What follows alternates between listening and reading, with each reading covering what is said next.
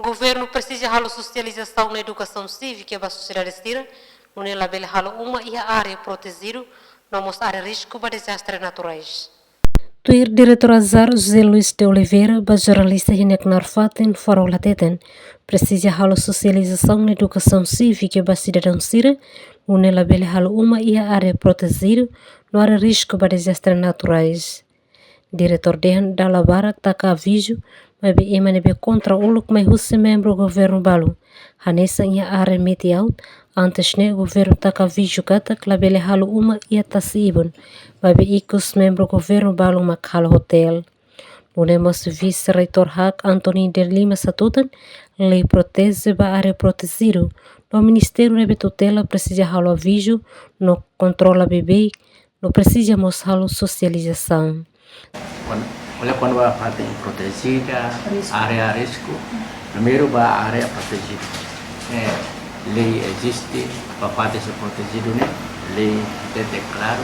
Agora, para aviso, o governo que consideração competente em cada serviço, né? Aviso para atender a Roma, tem como já de balo lá tem tudo, área protegida lá ela será lá interessa.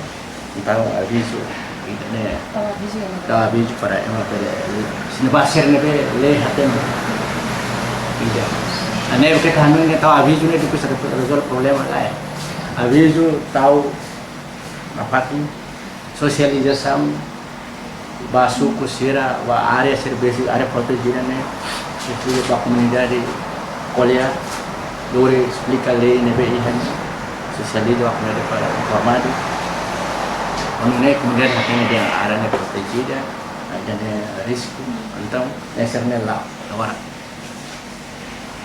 papan belum montah tapi bahasa hati ini hamsa tas dulu nih Ministério Agricultura monta aviso nih papan buat mesti terus kalau bahasa itu papan nih latin dulu bah ini jaka bah jadi apa kamu sesuatu ya ini atas sini atau hati deh le hati ini masih depois ini ketelah hati ini ya la compreensão ini masih ini importante papan ini belum utiliz so tener masih lu lá com informação Tuir observação na bestelheden horas neradão governo lihusi secretário de Estado de Assunto Toponomia na organização urbana Seattle continua sob uma comunidade deve ocupa espaço público nomos uma deve halo e área risco para desastres naturais nomos área protegido será Emerência Pinto, Estel News.